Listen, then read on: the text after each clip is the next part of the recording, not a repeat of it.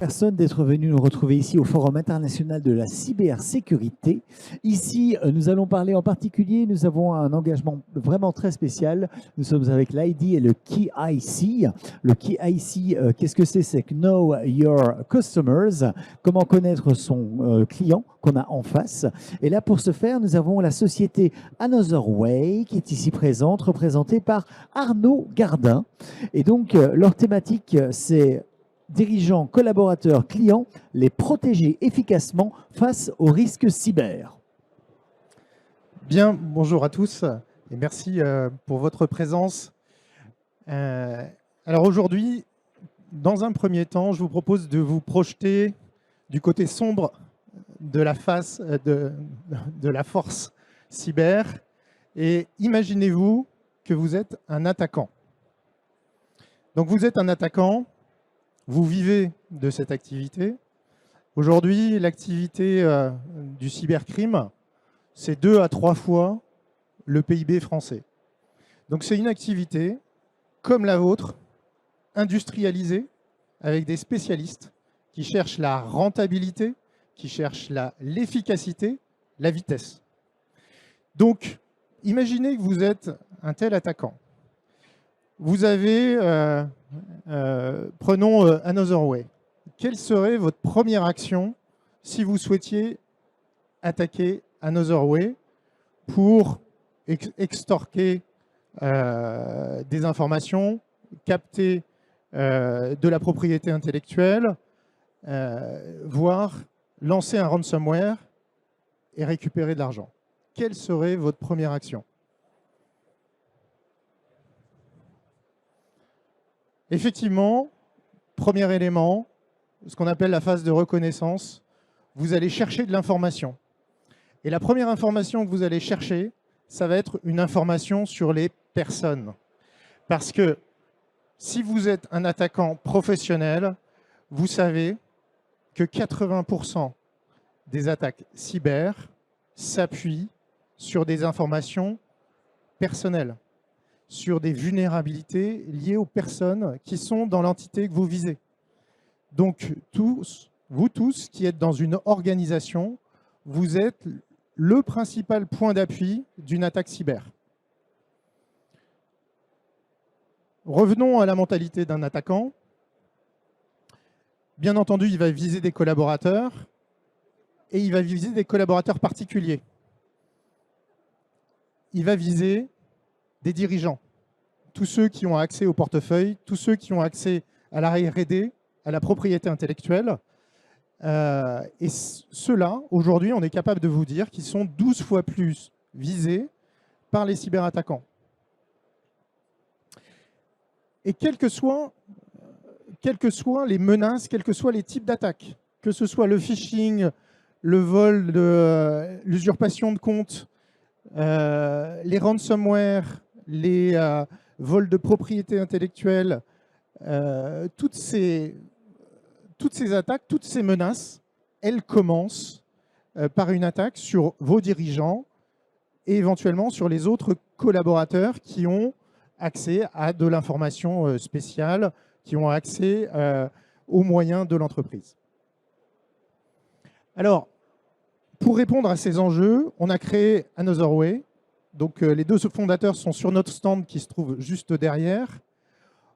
Vous avez deux fondateurs qui ont donné l'ADN de la société. L'un vient du domaine de l'assurance, des risques personnels. L'autre, notre CTO, vient des services de renseignement. Donc, l'utilisation des informations à des fins de renseignement sur les personnes. Ils ont développé, et nous avons développé, différents outils pour justement identifier les informations sur les personnes, sur les identités, toutes ces informations disponibles aujourd'hui sur les réseaux sociaux, sur les réseaux d'attaquants, qui vont pouvoir être réutilisées par les attaquants. Alors aujourd'hui, on est très fiers parce qu'on reçoit le prix du FIC. Et le prix du FIC, alors effectivement, c'est une fierté. On est lauréat, on a été sélectionné parmi 81 projets. Mais le message que je souhaiterais que vous reteniez est que avec ce prix, on oriente la cybersécurité vers un sujet particulièrement ignoré de la plupart des sociétés et de la plupart des responsables cyber, malheureusement, qui est l'évaluation des risques sur l'humain. Donc, aujourd'hui, le risque humain, c'est un véritable angle mort dans l'approche cyber. Et c'est vraiment pour cela qu'on est très fiers de ce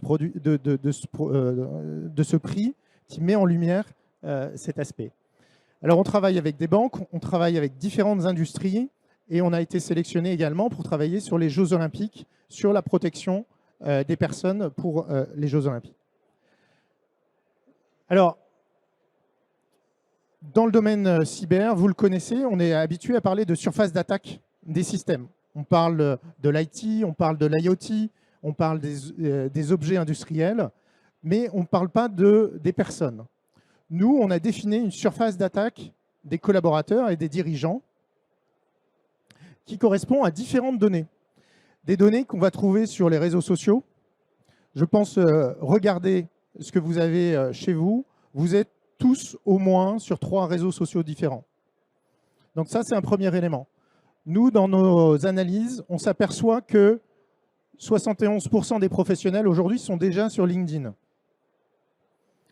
Selon les populations, c'est plus ou moins, mais ayez en tête ce chiffre qui donne énormément d'informations déjà sur une personne.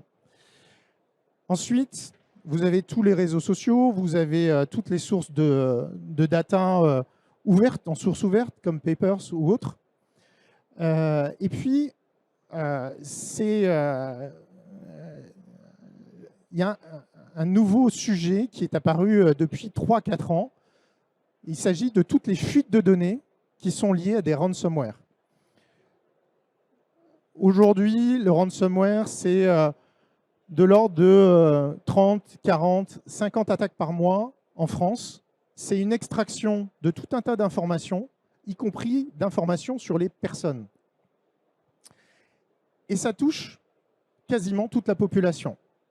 L'année dernière, on a identifié plus de 40 millions d'emails en .fr qui sont apparus dans les réseaux d'attaquants. Alors, c'est quoi les réseaux d'attaquants?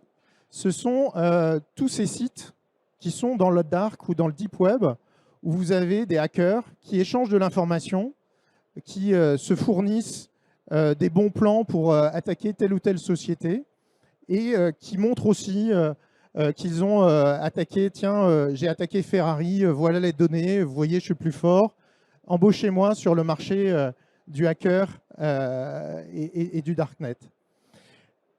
Donc vous avez un ensemble de données qui sont extrêmement importants, qui sont alimentés pratiquement tous les jours. Donc on parle de 40 millions d'emails français, on pourrait parler des cartes grises, on pourrait parler des cartes d'identité. Et toutes ces informations-là, elles vont permettre des attaques directes. Elles sont directement disponibles pour les attaquants. Alors nous, on a développé une plateforme qui permet d'identifier toutes ces données pour nos clients. Donc cette plateforme va automatiser la collecte d'informations en source ouverte, spécialisée sur les personnes. Donc on va chercher des informations sur les réseaux sociaux, on va chercher de l'information sur les bases de données ouvertes, on va chercher de l'information sur le dark et le deep web, et on va les indexer pour nos clients. On va ensuite restituer cette information pour nos clients sous forme de 2 solutions. Une solution qui va permettre un audit et un monitoring pour l'entreprise, pour ses employés et son organisation. Et ensuite, une application individuelle qui va permettre à chacun de maîtriser son empreinte numérique. Et ce qu'on observe, lorsqu'on est conscient de son empreinte numérique, c'est qu'on est capable de prendre des actions et c'est qu'on est capable de corriger ces vulnérabilités pour être moins visible depuis les attaquants. Alors cette plateforme, elle est capable d'indexer de la donnée. de capter cette donnée et de la restituer avec une méthode de scoring qui va permettre d'évaluer des risques. Première solution qu'on va proposer aux entreprises, c'est une solution de tableau de bord. Ce tableau de bord, à partir du nom de domaine ou des emails professionnels, va permettre de faire un premier scoring. Ce scoring, c'est un scoring de risque qui permet d'identifier les cibles faciles. Les cibles faciles, ce sont les personnes les plus visibles sur les réseaux sociaux, sur les réseaux d'attaquants, et ce sont les personnes qui vont être le plus probablement attaquées prochainement par des hackers. Pour les spécialistes d'entre vous dans le domaine de la cyber, vous connaissez la Mitre-attaque. Donc c'est l'ensemble, c'est la méthodologie développée par les attaquants pour viser une société. Vous avez 3 phases initiales. Vous avez une phase de reconnaissance, une phase qu'on appelle weaponization et une phase d'accès. Nous, on travaille sur la partie reconnaissance et la partie accès. Et grâce à ce tableau de bord, on va avoir les mêmes informations que les hackers et on va être capable de donner à nos clients tous les moyens de se protéger. Alors, très simplement, ça va commencer par un scoring. Un scoring par rapport à un référentiel. Ce référentiel, c'est un référentiel par rapport à nos clients qui va vous dire si aujourd'hui, finalement, sur les risques humains, sur les risques de mon organisation, je suis en dessous ou au-dessus d'un référentiel que l'on construit petit à petit avec nos clients.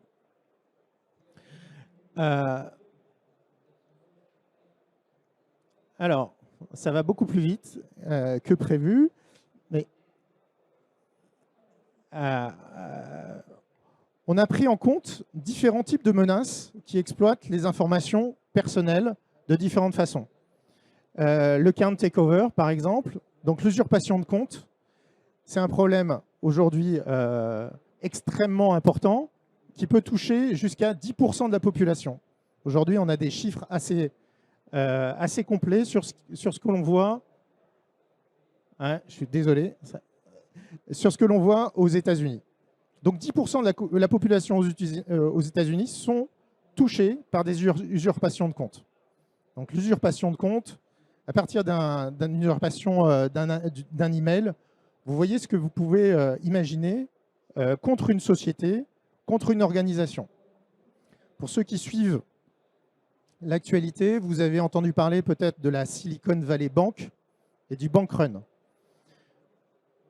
Le bank run, il a été déclenché par un mail envoyé par Peter Thiel, très connu dans la Silicon Valley, qui a demandé à chacun de ses amis de retirer ses fonds. Un mail, 42 milliards de retraits d'informations de la banque en une semaine. Beaucoup de gens dans la cyber se sont demandé si ce mail était vrai ou si c'était une usurpation de compte. Ça, c'est une illustration de ce qui peut être fait à partir d'un mail et d'une usurpation de compte. On étudie également d'autres menaces. Le spear phishing, je pense que là, vous voyez de quoi on parle. Alors, je vais décrire rapidement ce que l'on fait. On va faire un scoring global. On va faire un scoring par email. Et on va chercher tout un tas d'informations qui permettent de faire du spear phishing. C'est-à-dire, est-ce que vous avez des réseaux sociaux? Quelles sont les informations visibles sur les réseaux sociaux? Quelles sont les informations que vous exposez sur vous en termes de hobby, en termes d'identité, de réseaux sociaux? Et comme ça, on va pouvoir identifier à chaque fois les cibles faciles sur ce risque de spear phishing. Vous allez avoir d'autres informations, par exemple, sur l'utilisation de l'email professionnel. L'email professionnel, vous avez tous une politique de sécurité des systèmes d'information dans vos sociétés. Vous avez signé une charte informatique qui dit Voilà, je n'utiliserai pas mon email professionnel pour un usage privé, pour commander un taxi, pour commander sur Amazon, pour aller sur Nike et d'autres sites que je ne citerai pas. Pourtant, ce qu'on observe, c'est que beaucoup d'utilisateurs ont plus confiance dans leur responsable de la sécurité des systèmes d'information et s'imaginent que leur adresse email professionnelle est mieux protégée. Donc, ils vont l'utiliser sur tout un tas de sites. Le problème, c'est que si un site a une fuite de données ou est attaqué, toutes les informations vont être liées à l'email professionnel. Donc vous-même, vous allez vous retrouver avec des informations vous concernant, votre email professionnel, mais votre adresse privée visible par un attaquant, un numéro de téléphone privé, un mot de passe, un pseudo. Et toutes ces informations vont pouvoir être utilisées soit contre vous, soit contre votre organisation. Je vais vous donner un chiffre qui doit vous faire réfléchir sur la façon dont vous-même, vous utilisez votre compte et vos emails. On utilise le même mot de passe sur 4 sites différents. Donc, si c'est toujours lié au même email professionnel, vous voyez que si vous avez une fuite sur Le Bon Coin, ben peut-être qu'on pourra utiliser le même mot de passe sur un autre site, y compris un site professionnel. Et faire éventuellement de l'ingénierie sociale, ou faire du fuzzy, ou faire tout un tas de méthodes qui vous permettent de retrouver un mot de passe facilement sur un autre site. Donc nos tableaux, notre dashboard va vous permettre de voir tous ces risques d'un point de vue centralisé. Un point important, je le rappelle, on intervient dans le cadre du RGPD. On intervient sur l'email professionnel. Donc, on est dans l'intérêt légitime et proportionné du responsable de la sécurité des systèmes d'information. Maintenant, une fois qu'on a fait cette liste avec les top 10%, top 20%,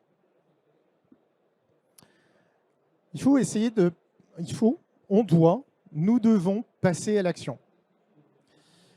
Pour passer à l'action, vous avez des messages qui vont partir du responsable de la cybersécurité qui va dire attention à vos mots de passe,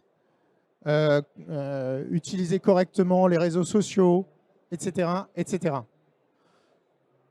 On est dans le awareness, dans la sensibilisation. On atteint très rapidement les limites de la sensibilisation. Et donc, il faut passer à une autre étape pour mobiliser les personnes sur la protection de l'organisation.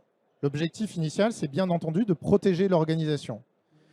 Mais si vous demandez à quelqu'un de protéger son organisation, effectivement, il sera intéressé, il sera un peu concerné. Mais ce que l'on voit dans tous les programmes de sensibilisation, c'est que ça fonctionne difficilement.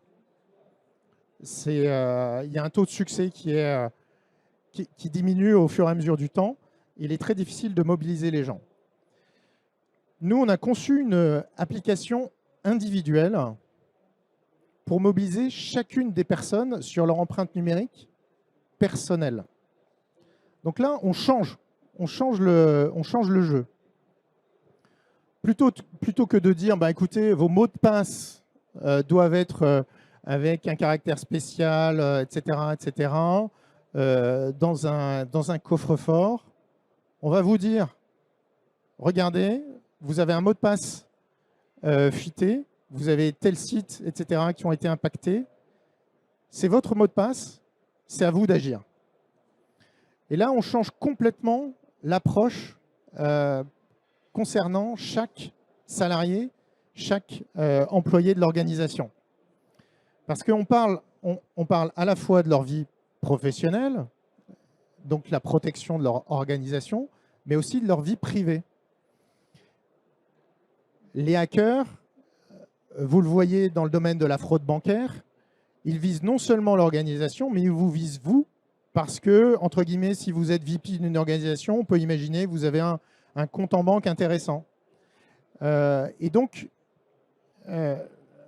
l'application qu'on a développée, elle montre à chacun son empreinte numérique pour que chacun agisse sur son empreinte numérique. Alors, premier élément, on va avoir un tableau de bord avec toutes les informations disponibles à partir de l'email professionnel. Lorsqu'on rentre dans l'application, d'abord, on a un recueil de consentement RGPD et ensuite, on accède à un tableau de bord qui vous dit, ben voilà, Arnaud Gardin, vous avez 27 données visibles, utilisables par des hackers. Certaines sont critiques, d'autres majeures, d'autres mineures. Et on est capable de vous dire, ben voilà, vous avez 11 identifiants numériques, des emails, des mots de passe hachés. Et aussitôt, hop, pardon.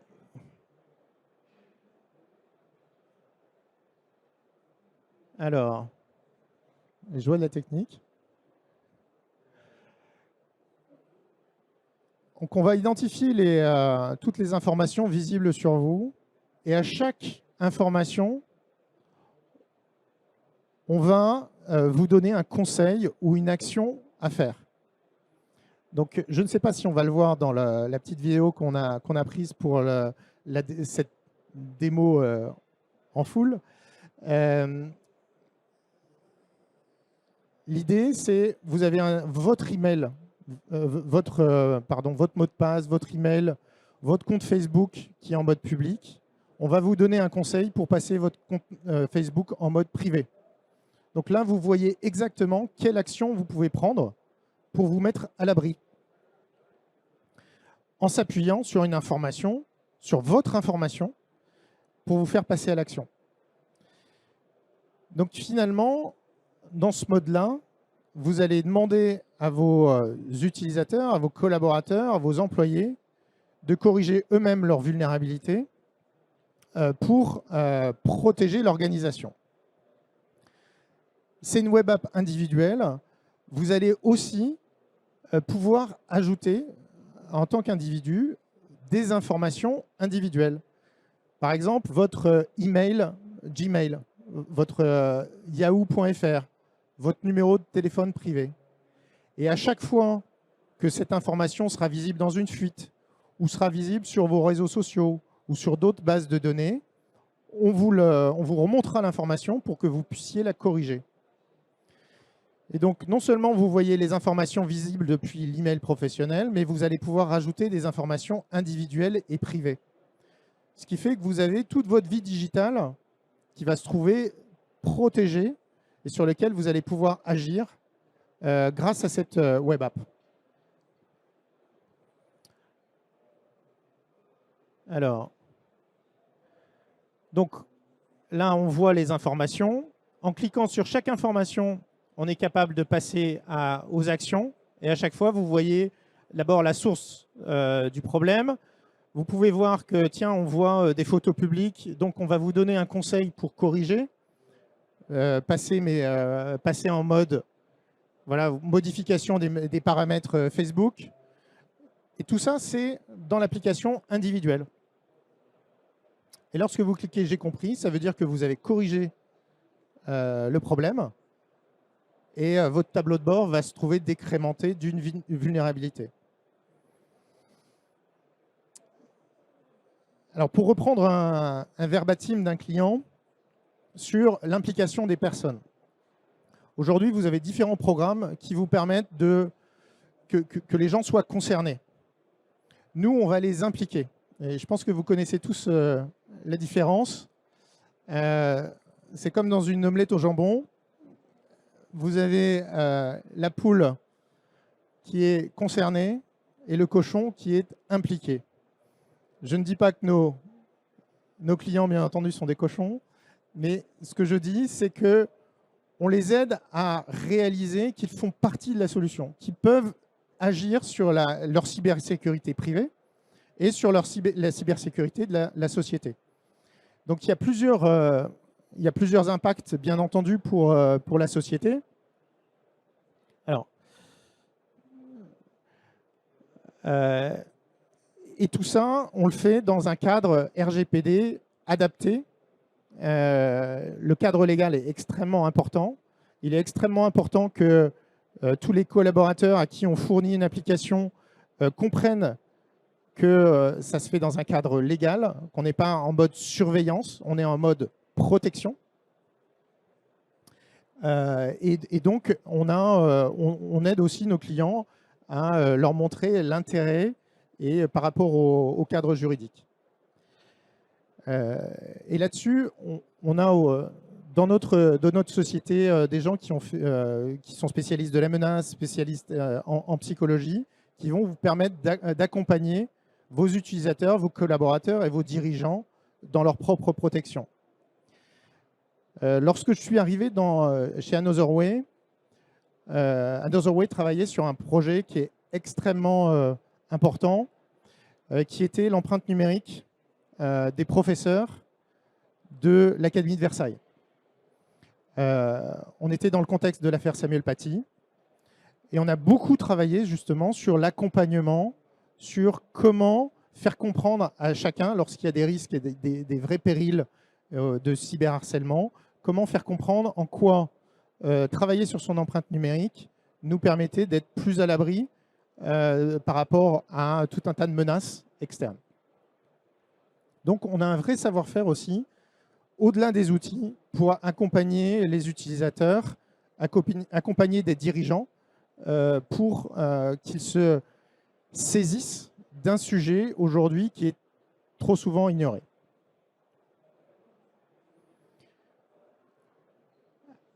Alors,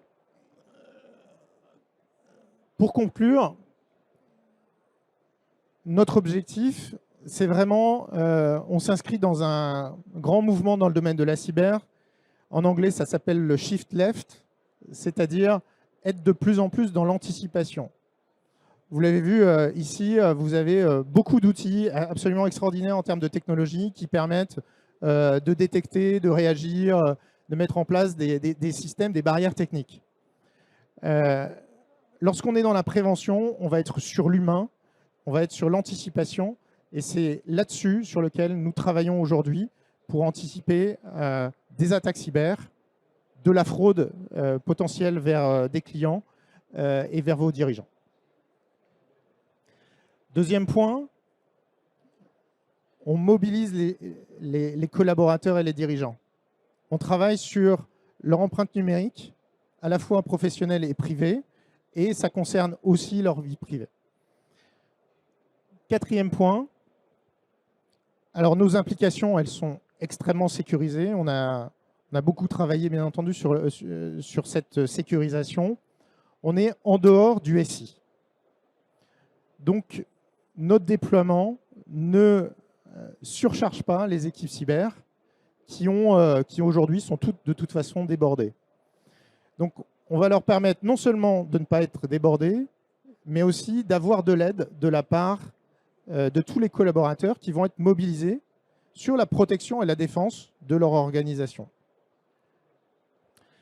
Et enfin, quatrième point, notre application, elle a une vraie valeur aussi par rapport à la vie privée des personnes. Lorsqu'on déploie notre application, on fait une Hacking Live Session.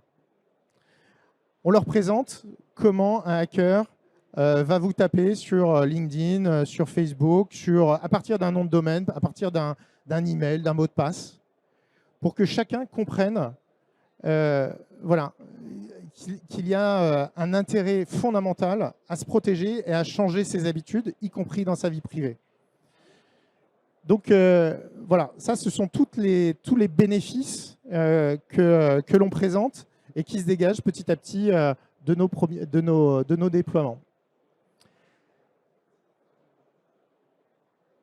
Voilà ce que je voulais vous présenter aujourd'hui.